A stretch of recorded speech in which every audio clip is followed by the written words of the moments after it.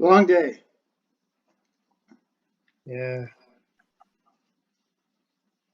You look very tired. I am tired. About 2 o'clock, which was 2 hours ago, I had this meeting with a few people about how we were going to respond to this job, and I'm the lead, but I didn't think I was going to have to lead. But during the call, I just got really tired.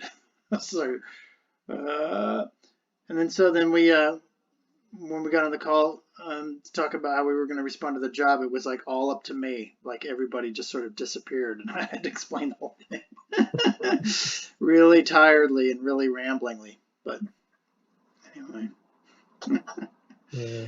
so then after that, I tried to take a nap, but it didn't work. So here I am, tired.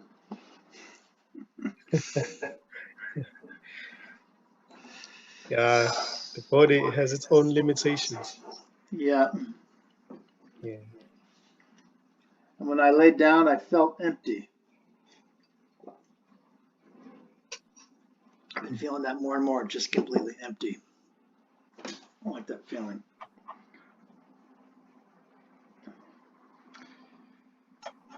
Is it when you say you're feeling empty? Is it a bad thing or a good thing for you? That's a good thing. That's like no limit, no edge of me, no central location of me. Just this pile of energy. That is good.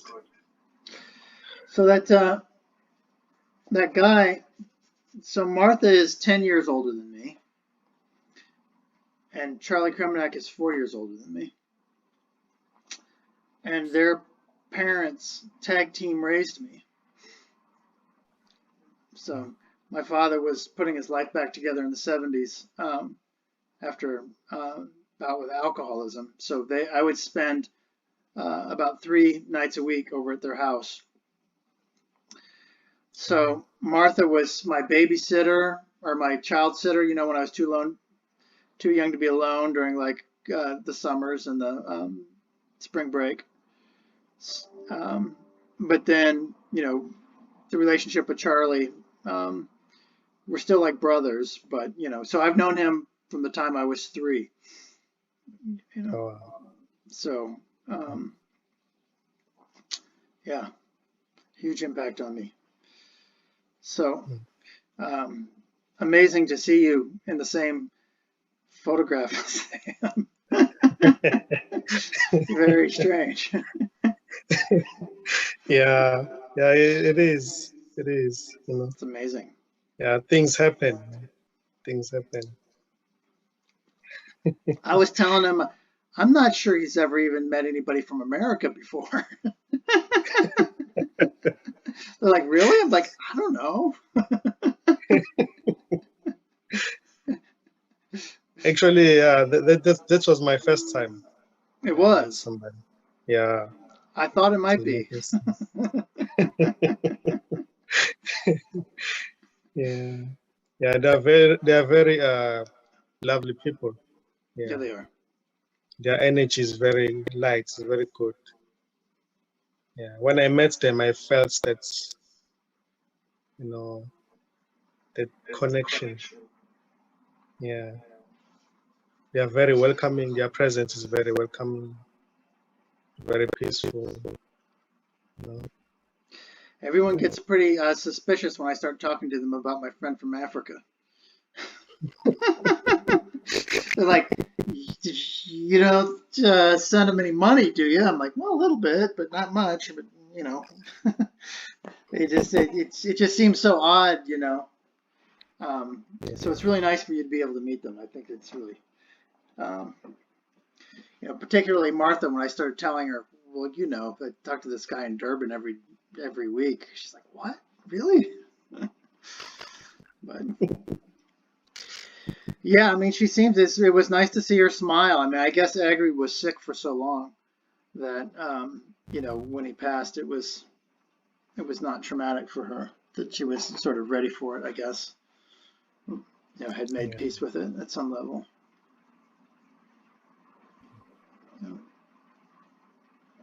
Yeah, she'll be okay. Yeah.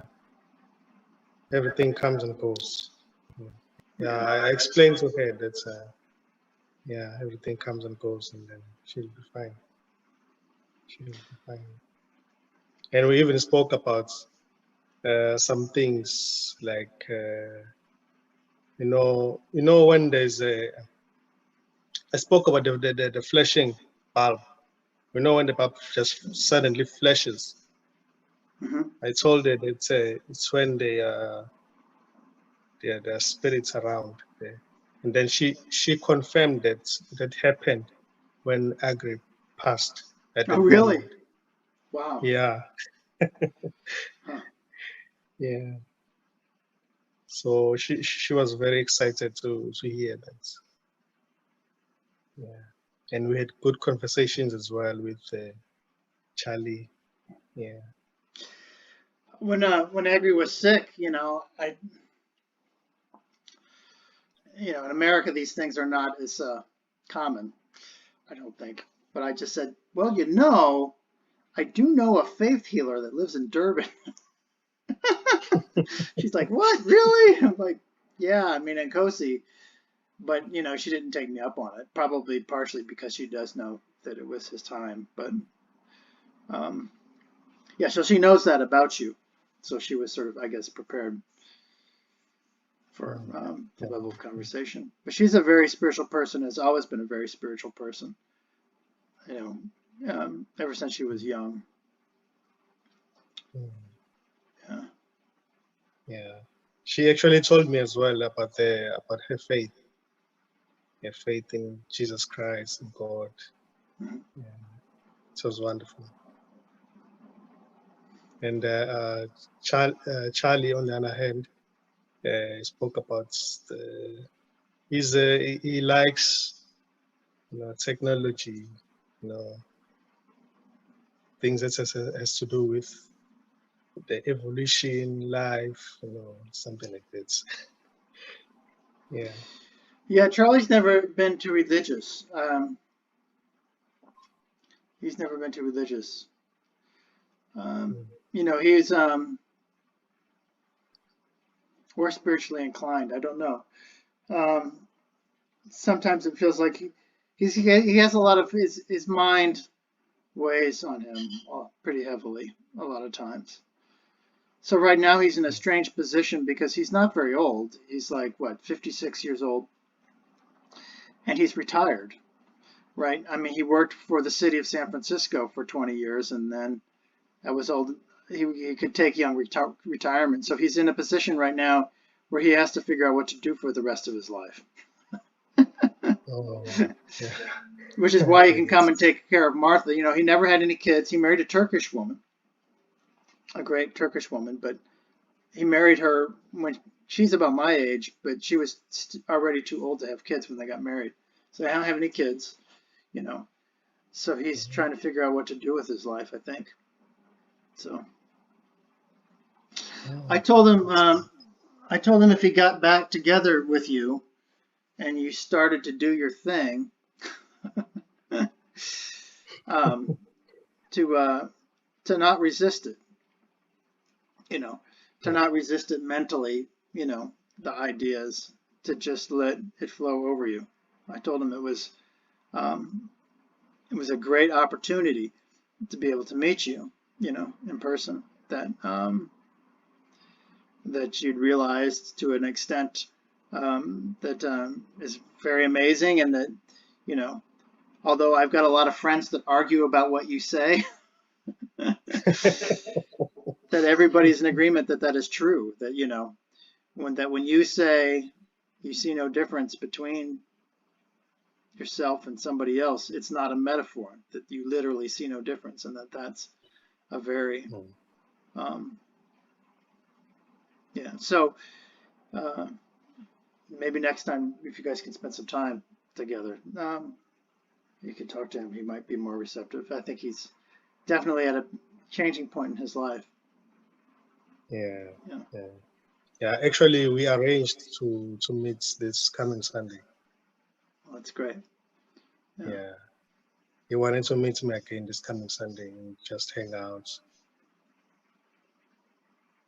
Yeah. Is it hard for you to get into town? I hope it's not too hard. No, it's not too hard. Okay, Yeah, good. it's easy. It's easy. There are lots of different transports. Like there's a train, there are buses, and taxis as well. Okay, good. Yeah. Yeah.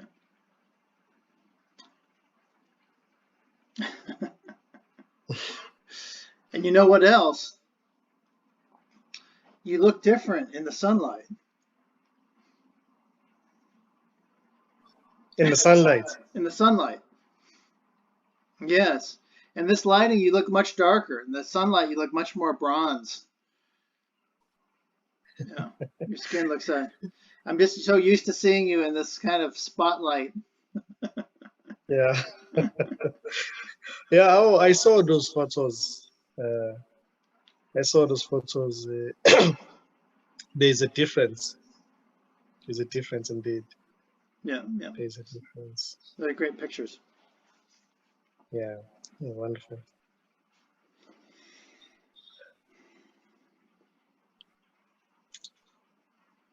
So how was your week? How was my week? Well,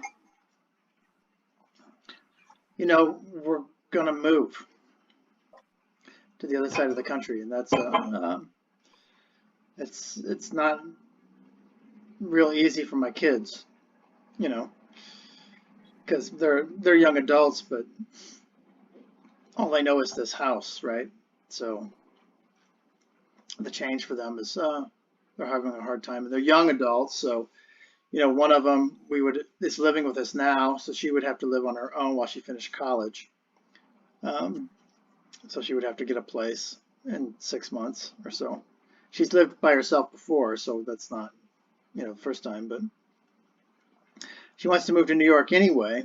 But then our other son is graduating from college in 6 months, so he needs to find a job, and if they want to live with us still, they're going to have to come to where we're going, and it's just very difficult for them mentally to think about not having home base in Long Beach. Yeah. So it's been a kind of emotional dealing with that. But we're getting old, and it's very difficult to live here, and getting more expensive, and we can't really do it, so we need to leave.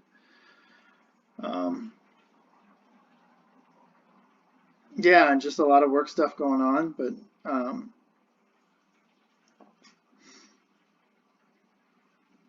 yeah, I don't know.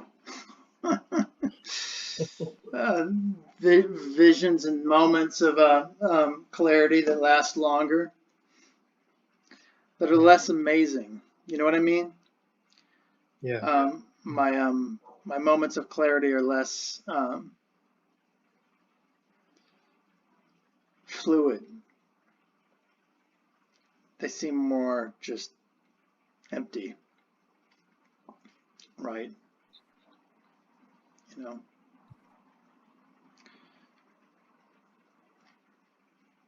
Yeah, that's a very good place to be, especially when there's so much activity in your life. You know that you have to like get back to this which you've never left. The mind may or thoughts appear in your mind, and then like for instance, they may say when there's so much activity, they may say, "Oh, you've left this. This is no longer here. There's so much activity. You have to take care of your kids.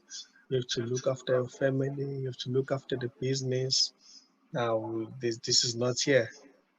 And then when those thoughts are believed, then it seems as if that is real.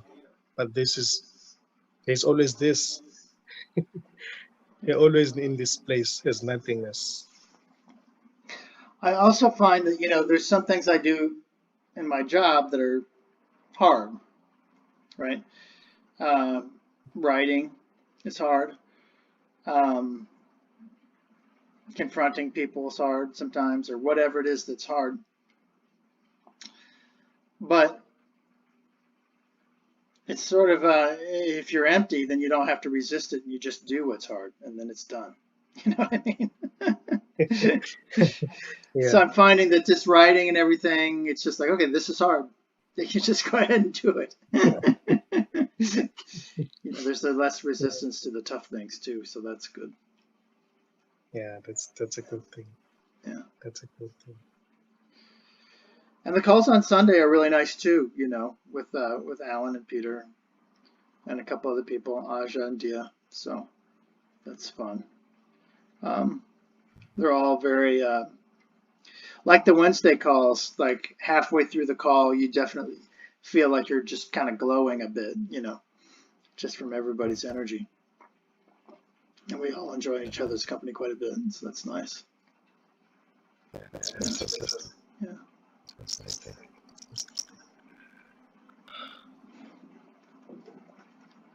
I told everybody about you meeting my god brother. They thought that was pretty amazing.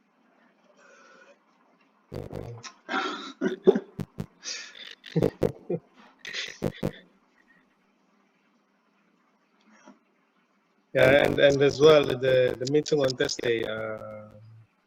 I mean, for me it's Thursday, but it's always Wednesday for others. I think. Yeah. It was great. It was great. There were lots of jokes and laughter. Yeah, especially Alan started everything. Then there were jokes and yes, it was pretty amazing.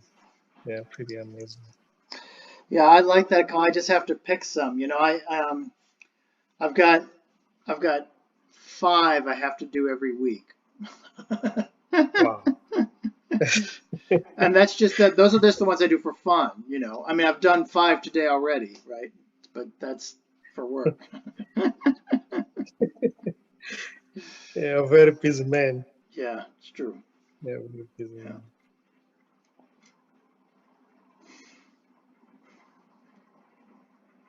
Yet, in the midst of activity, you know, this is always here. This is more like, I should say, a resting place. You know, it's more like your home, your real home. Because when you see that this life that seems to be busy is like is more intense now. You can always go back to the heart, because really usually when things seem to be busy is when you seem to be in the mind most of the time. But when you get back to the heart, everything becomes light again. It's light, it's peaceful, you know. Whenever you're talking to someone, it's like you're talking to someone in that stillness, you know. Even a person may swear at you, but that really doesn't matter. It doesn't stick to you, because you're just there as this formless one. So living from the heart is the best. Yeah.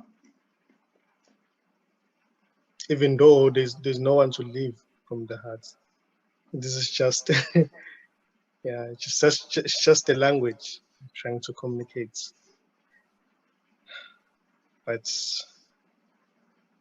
the activity doesn't really bother you at all. What's happening it is seen as just what's happening. There is no interpreter. The one who interprets, oh, this means that, you know, it's just what's happening. There's a line in Nisargadatta that talks about the impermanence of everything. He says, if you want to if you doubt the impermanence of your possessions, just pay attention to them. Your very attention will burn them up. Mm. And there's this tree outside my window. It was a tree. It was it's a bird of paradise. Do you know what a bird of paradise is? No. It's this amazing California tree.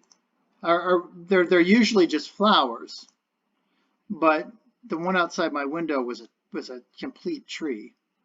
I won't bring it up, but it's called bird of paradise because it's got these huge kind of orange things that almost look like a beak, and then purple that goes outside of it. The leaves grow in this way that actually looks like a beautiful exotic Caribbean bird, you know. So there was one outside my window that grew to be about 30 feet. And squirrels would play outside of it. It was just big orange outside my window. And when we would talk together, even on the Wednesday calls or the Thursday calls, I used to just sit out there and just look at that tree. And then on Sunday, they came, tore it down. The landlord chopped the tree down. Oh man, That's sorry it. No about more that. tree.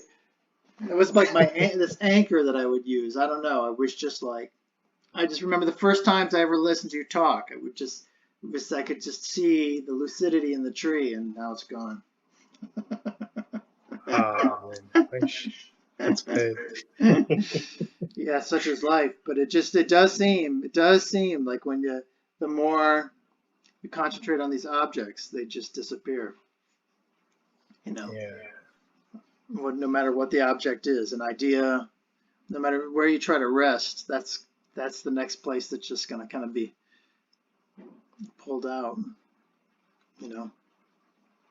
Yeah.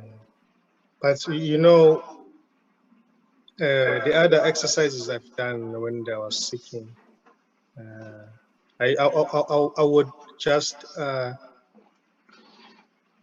because usually the space, we don't look at the space, we look at the objects that are in the space. But at times during those days, I would just look at the space and Yeah. forget about the object.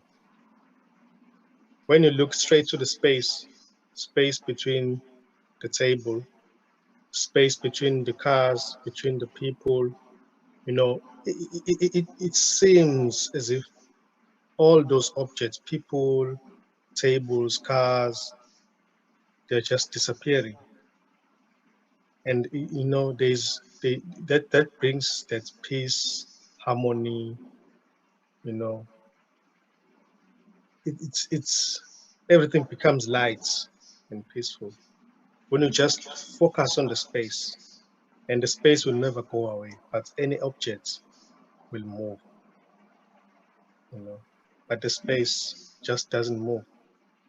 Space between the chairs, space between the walls, you know, any space, just focus on it. It was lovely. And I would have glimpses in those times because of doing that. Mm-hmm. Everything just wouldn't matter anymore. Just focusing on the space.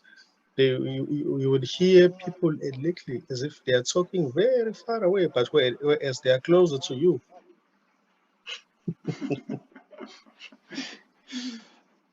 There will be that deep silence,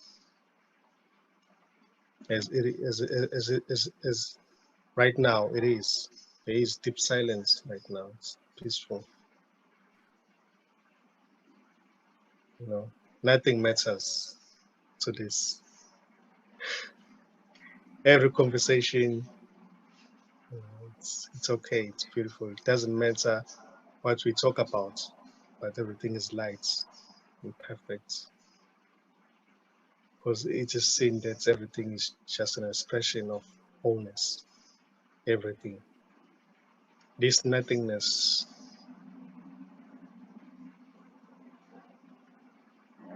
No worldly things that people they worry about.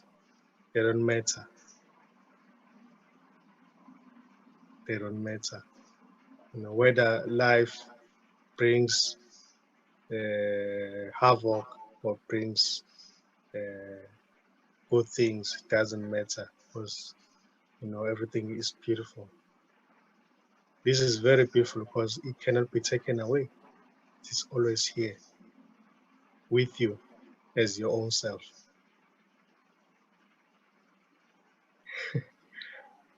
It doesn't need you to go to the beach to have some fun, for you to have like to feel at peace and to be happy.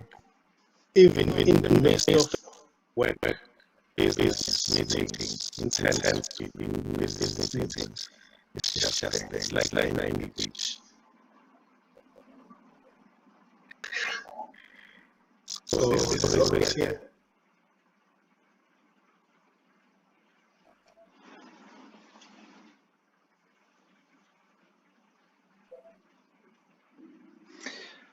Yeah, I wish you would have gotten that book, because I wanted to read it with you.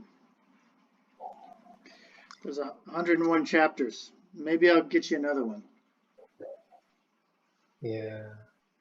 Yeah, but I still have hope that I'm gonna get it. Yeah, I still have hope because I went there again. They said the same thing. I called the call center and I asked them to track it for me, and then they said it's here in Durban, but they don't know whereabouts, whereabouts. But it's here around Durban. I don't know what happened to it. That's so funny. It's in Durban, but they can't say where. Yeah. I hope it's not my handwriting. I hope it didn't go to the wrong place because of my handwriting. My handwriting is messy. You know, if it went to the wrong zip code or something. You know what I mean? Yeah. If I wrote a 9 that they thought was an 8 or something. It's a doctor's handwriting. Yeah, right. It's messy. Well, anyway, maybe I'll get one that's delivered to online. I can get them so that I can buy them in South Africa. You know, so if it goes South Africa to South Africa, it's unlikely to get lost, I would assume, right? Yeah. But you know, this guy, he talks a lot about desire and fear. You know, letting go of desire and fear. And he defines desire as the memory of pleasure and fear as the memory of pain. You know, so you're afraid for future pain based on your past memory, and afraid for, you know, anticipation of future pleasure, desire based on your memory. And then if you let those two things kind of control you, you know, it so it says we should work to kind of get those out of our system. But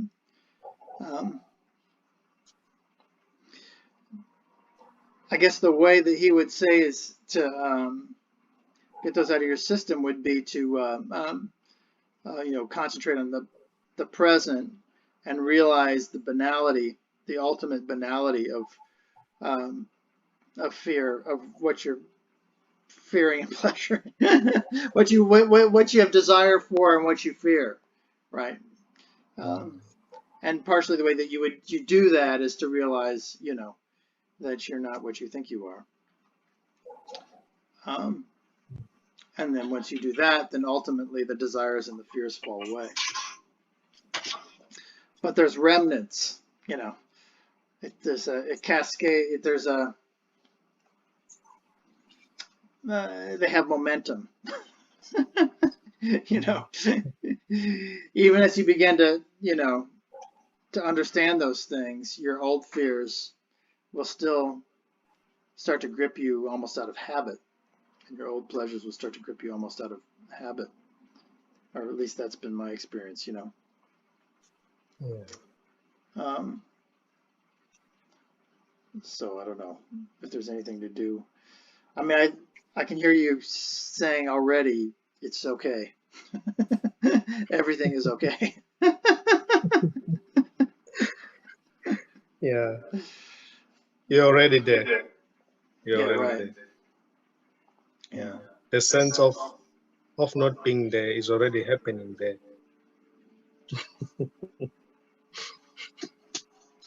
So there may be seeking arising until something seems to be found. But that it is when it will be discovered that there's just been this all the time. There's never been anything else. I've been able to use that as a touchstone more and more. You know, I mean, I think the pattern of my spiritual development pre and Nkosi was filled with more shoulds, you know, more shoulds. If I would, you know, I'd be going along, I would have this fear or misgiving or something, and that would kind of throw me into spiritual reflection, and that I'm, you know, not, um, you know, not whatever. I'm not in a desirable place, not, you know. So then I would go to, well, you should be doing this, you should be doing that. You know, you should be meditating more, you should, you know, read some more scriptures or Upanishads or whatever. But now, if I'm going along and there's fear and I catch it, I do go back to, well, you're here already. You know, I do go back to the actual experience of, and it's easy to do. It's easier to do, to catch myself and go back to, because you can just feel it, right? I can just feel it from that place. I've been there enough that I can go back to right to that place, and then it just dissipates, and then I live without the, I much more live without the desire, anticipation, or thinking of tomorrow, or, you know. But ironically, as that's happened, the plans for tomorrow in terms of moving and thinking about later in life have started to go much easier because I'm less paralyzed. All of that has sort of happened naturally, you know. You know, in a way, I felt trapped in my job, right? It's a great job, but it's here, and I don't necessarily want to be here. My wife doesn't want to be here. But now you know, we've negotiated me being able to be there, and that seemed like an impossibility, but, you know, that just ended up working out, you know, like things so often do. Yeah, the sense of going there, trying to find this, and that sense that is there when you realize that you have to go back. It's just imagined in this. This doesn't move. You're always here. But the sense of going out, trying to find this, it's an imagination that arises, that appears in this and suddenly disappear in this. There's actually no one who's going anywhere.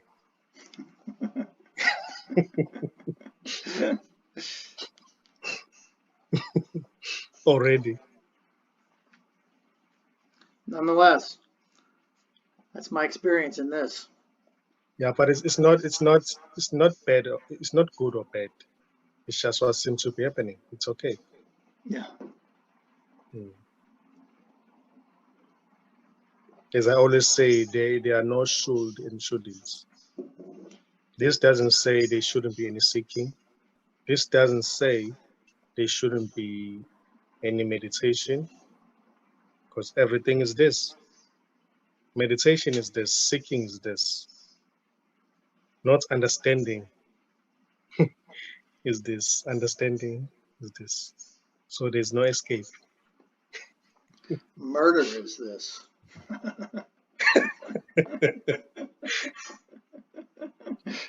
You- Peter keeps on bringing up the time that on the Wednesday call that I pressed you on World War II.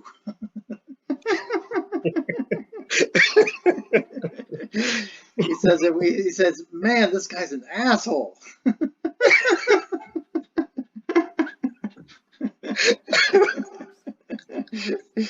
I said, I don't think that was in That's Cozy's funny. impression at all, you know. I mean, we're there to That's toss funny. ideas around. It is funny. But to me, it's the ultimate. You know, if it's that way with the good, it's got to be that way with the bad. You know, and there's mental conditioning. You know, there's a lot of mental conditioning against that. There's a lot of mental conditioning. You know, don't be a bad person in Christianity. But you know, at the same time, there's conditioning. You know, those things are bad. You know, and we think of them in terms of things like in America, we think of them in terms of murder and racism and sexism and theft or whatever. But it's much more. The hard part to get away with is the hard part to get away from for me is the sense that there's a way that things should be, and we really saw that during the Trump administration here. You know, because it looked like there for a while democracy could just fly out the window, and it really, really upset people, and it seemed like it upset people not necessarily because there wouldn't be democracy, but because the idea of that was just so much more than they could handle because they had these ideas around, you know, oh, what was right and what was okay. Like that's just not okay, you know. And I guess I still feel that way. That's not okay on some level, you know. You know, I fight for what I think is right, the way I think that the world should be, and I'm not going to stop doing that. But there's some sort of attachment that I think you can let go of. But that is very difficult to do, I think, for Westerners. Yeah. You know. Yeah, the idea of being a separate person, that's usually the way to begin. Yeah. Everything begins there. Yeah, I'm a separate person. I'm living life. This is my own life. I was born. I will die one day. You know, when that thought is believed in, that's just a thought. It's a thought that is combined with the memory. It says, I'm this body, I was born, I'm Charles. But when it is believed in, then there will be so much resistance to what is. But when that belief, let go of that belief, and then stop believing that thought, then everything becomes light. It doesn't really matter what happens, because you know that it's just life. Life cannot be destroyed. Life was never born, and life never dies. There may seem to be changes. There may seem to be changes in the appearances, but life is just remains the same. The body may change, may grow old, but life doesn't grow old. Life is always here. and there's just this life. It's not somebody's life. It's just life. Yeah. Nobody owns it. The owner of it is a thought appearing in it. So it's just a thought. The one who says, "This is my life, I'm living life." No, it's just a thought. It's just one of the appearances in this. So there's just life. Life cannot be destroyed. 6 million bodies may drop dead, but life doesn't die. And it won't matter to this life.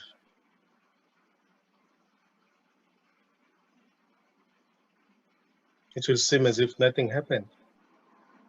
But there will be a recognition that, oh, I've always been life. I've never been a body. I've never been Charles. I've never been Puss.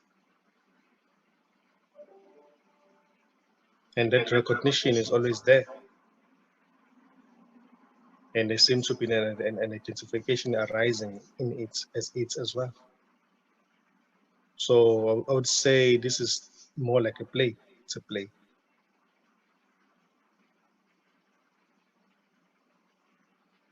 The thought that says, "Oh, he's dead," and the one that says, "Oh, he's alive," it's just the same thought. There's no one who's dead and there's no one who's alive. There's just life.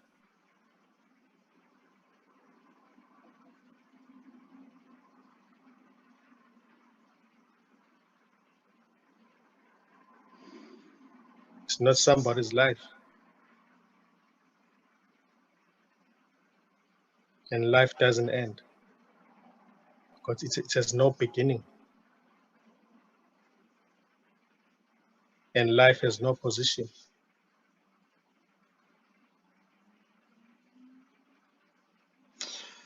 Life is not limited to that body. Life is everywhere. So what happens to that body,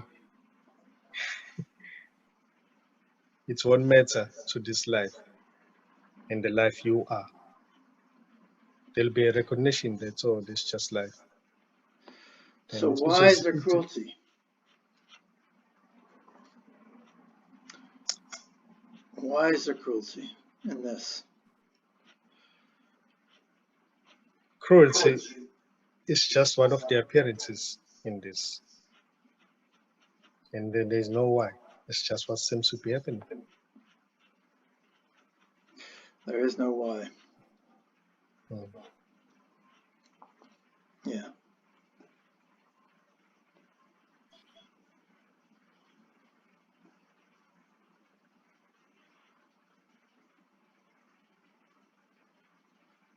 What seems to be brothers, sisters, wife, children is your own self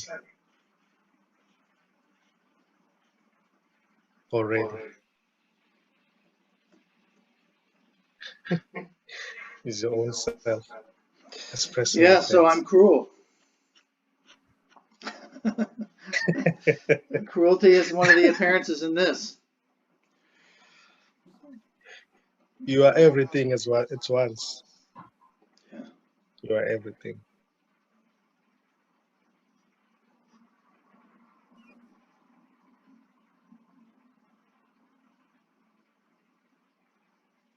Everything is yourself. There's just it. There's nothing else but it. What seems to be talking right now is just it's talking to itself. There's nothing else but it. Birds, birds, uh, lion, zebras, children, brothers, everything is it. Weather. If you could just look at everything without labels, no labeling, then everything is seen as nothing. Or should I say nothing is seen? It seems as if right now, because of the imagination that appears, that says, "Oh, I'm looking at the wall." The wall doesn't say that I'm a wall.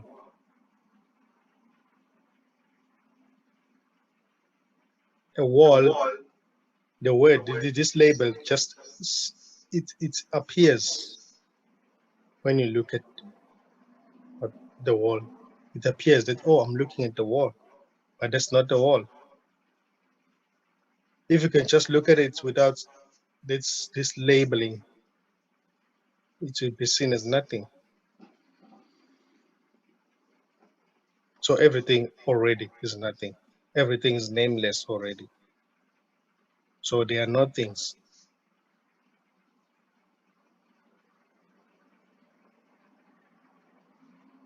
You're always looking at nothing. And the one who's looking is already nothing. They're seeing, but nobody's seeing. Nothing is always seen.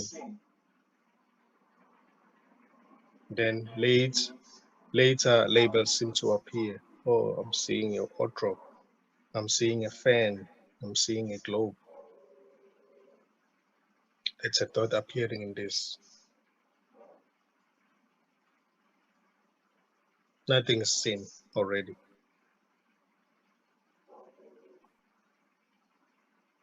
There's nothing here.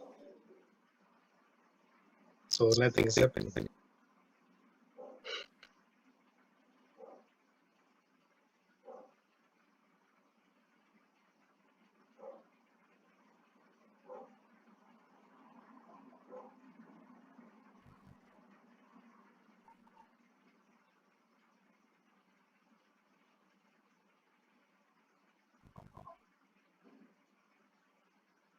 It's just an emptiness, spaciousness, unconditional love.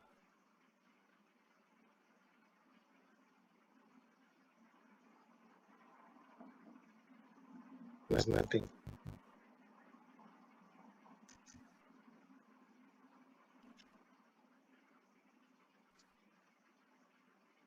This just what seems to be a thought combined with the memory that says, I'm living life, I'm alive, I was born. That's just a thought combined with the memory.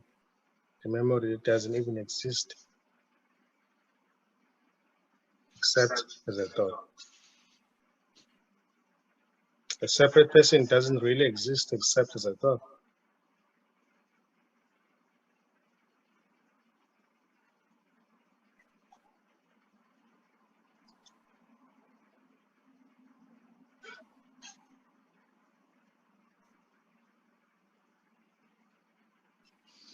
So we just need to change our thoughts.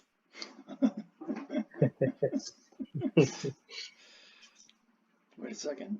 There's no need to change my thought.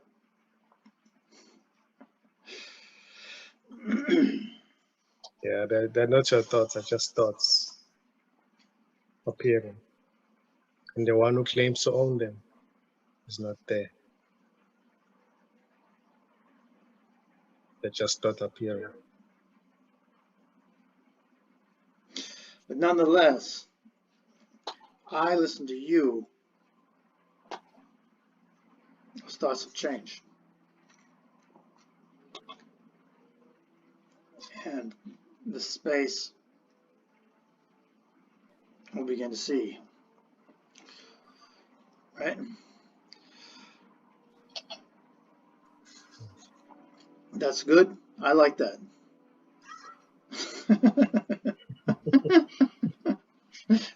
Right? I mean, just very simply, I like that. That's good.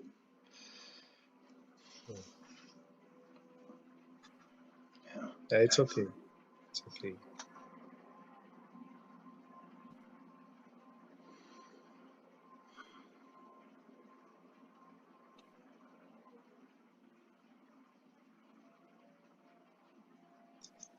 When you look at a tree, without saying any word or even saying it's a tree.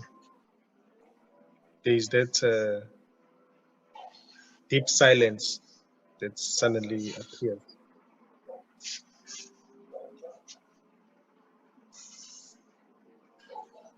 It's hard to Yeah, look but at a tree without seeing what you know about it. You know, yeah, or know about it. It's hard to see a tree without seeing leaves and branches and knowing about roots and photosynthesis or whatever. You have to put all of it aside. There's yeah. layers and layers and layers of labels.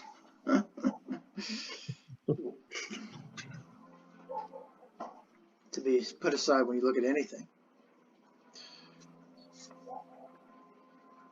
Yeah. Put aside labels, all labels, because in a way they seem uh, to uh, to create separation in a way. Because when you say that's a table, that's a chair, then they seem to be different. That's the table, that's a chair, and it's different. I'm Gosi, that's Charles.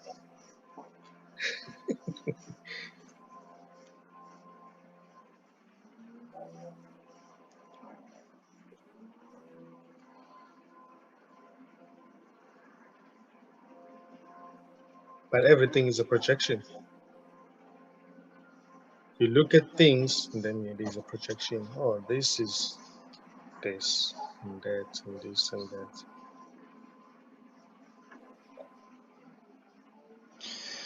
Projection changes things.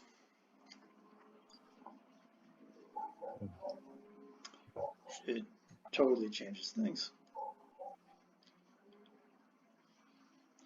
Even if there's no me, the this here, its projection changes things.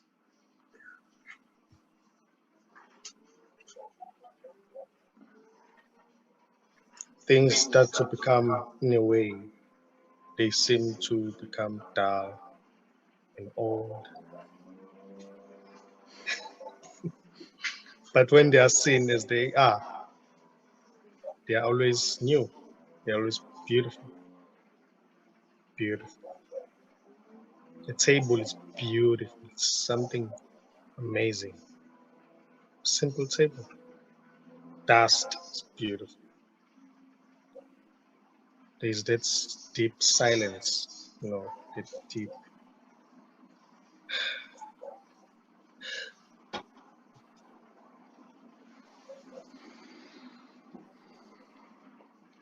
Dog barking. There's no irritation there that arises.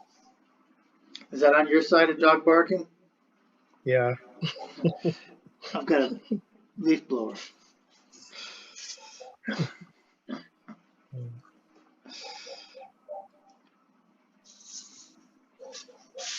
Yeah, the dog barking and the leaf blower, they hijack your attention sometimes.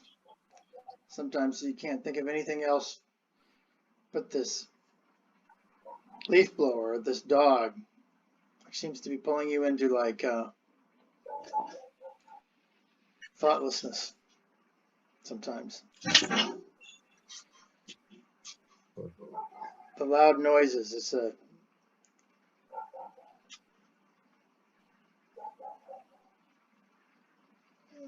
this imploring you to stop thinking. Sometimes can't think with the damn dog barking. So stop thinking. Stop thinking. That's what it feels like. It's not noticed unless the attention seems to go there. So I wasn't hearing a dog barking unless the attention went there. It was like nothing is happening. There may be a huge sound, but when the attention doesn't go there, it will be like nothing is happening. But when the attention goes there, then there'll be somebody who's saying, "Oh, I don't like this. I'm being irritated now. I need to get away from this sound." So when the attention is kept with you in your heart, that is in your heart. When I talk about the heart, I'm not talking about the emotional heart. I'm talking about this, the heart that is formless, that has no location, that is everywhere.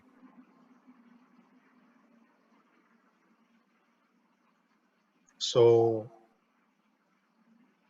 when the attention is kept there, doesn't go move out, then everything doesn't matter. But when somebody's talking and then the attention moves out, then trouble seems to begin.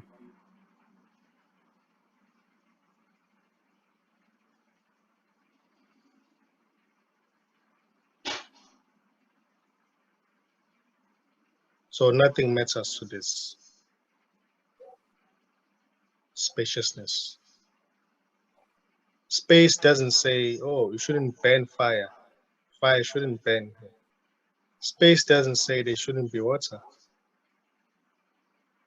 Space doesn't say, "Oh, I'm feeling hot." So as I always say, this is more like space. Space doesn't mind what happens. You can pour water, doesn't get wet. And start a fire, doesn't get burned. You can shoot at it. That won't make any difference. So this is more like space. Not everything is allowed to be as it is, but this doesn't mind. Doesn't mind what happens, because everything is already this formlessness.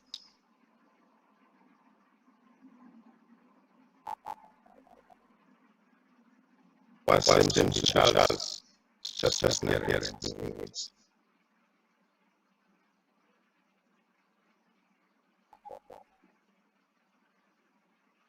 You are it already. So that's why I always say there's no one here, because you are it already. There can never be any human being apart from it. There can never be any person apart from it.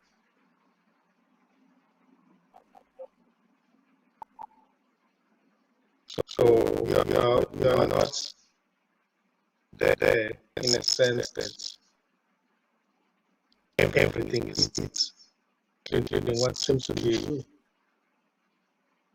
So there's no real separation.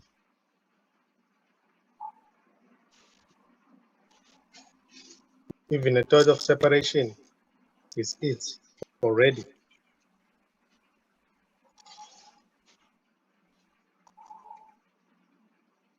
So everything is already it. So it doesn't really matter what is being said. It doesn't change this, doesn't touch this. This is beyond distraction. This is beyond any description.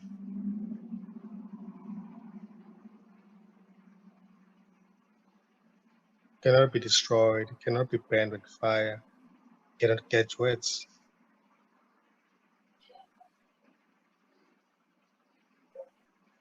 That's what you are, or that's who you are.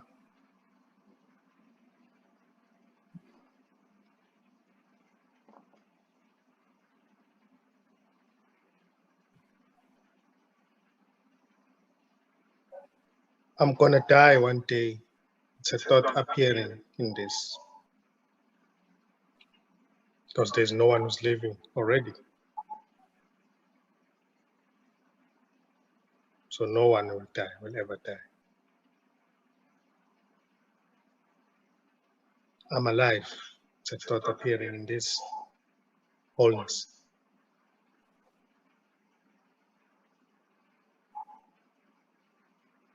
There's no one who's really alive. There's just life.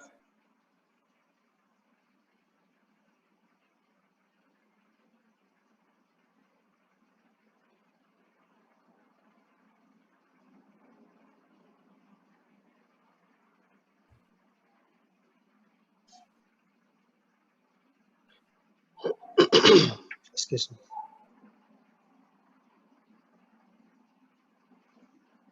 So right now, there's just life talking.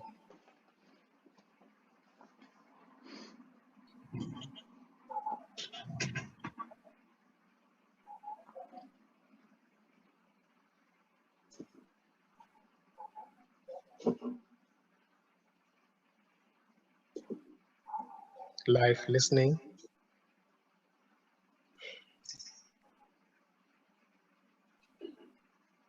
Life thinking.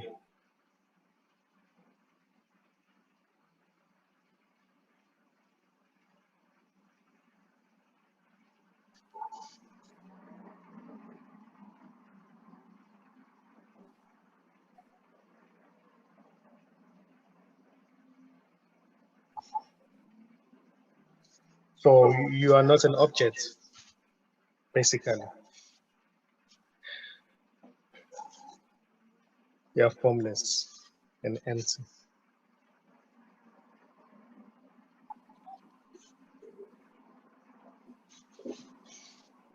You are always like that. You've never been anything else but formless, formlessness, emptiness.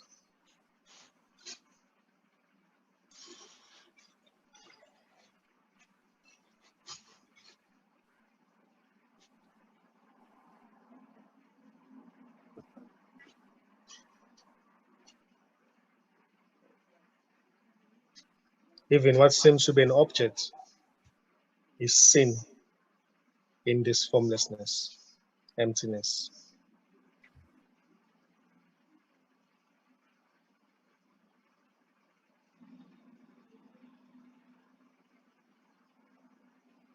And this stillness to this formlessness is always there in the midst of war, in the midst of quarrel, in the midst of misunderstandings, in the midst of movement. It's always there. It doesn't go away. In the midst of a thought that says it's no longer there, it's gone, it's always there. In the midst of a thought that says, oh, it's here.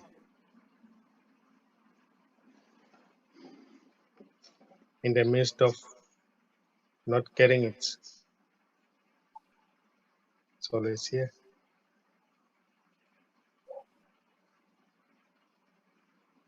As formless, not an object. It cannot be gotten because it's formless and empty. It cannot be held in view. It cannot be seen. Yet everything is seen in it.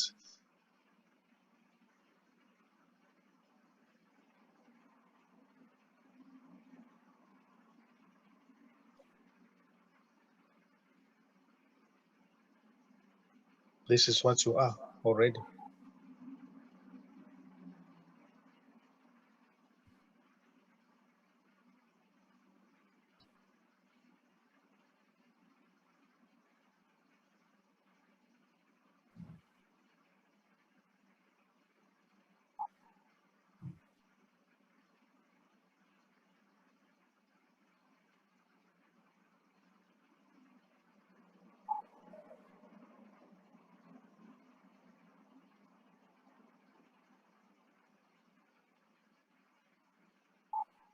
An attempt to see it appears in it.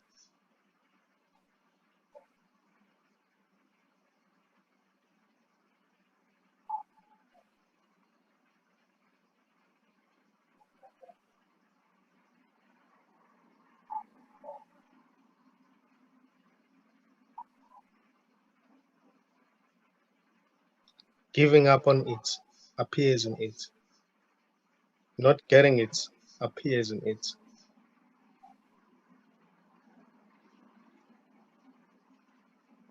So there's always it. Getting it appears in it.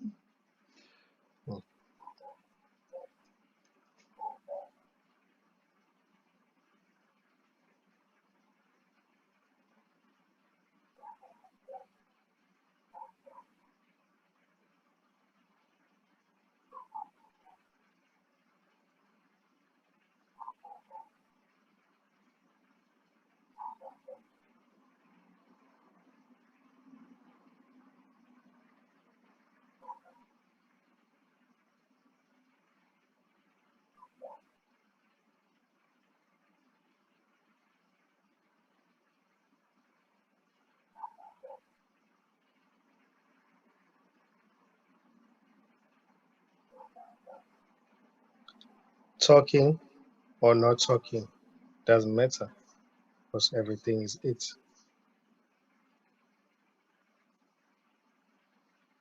Wondering or no wondering, thinking or not thinking,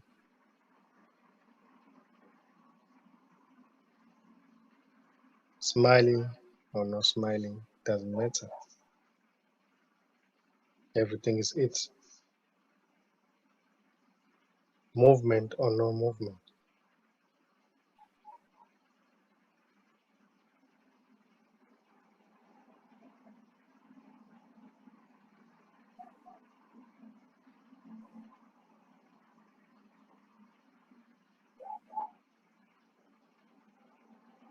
Everything is it.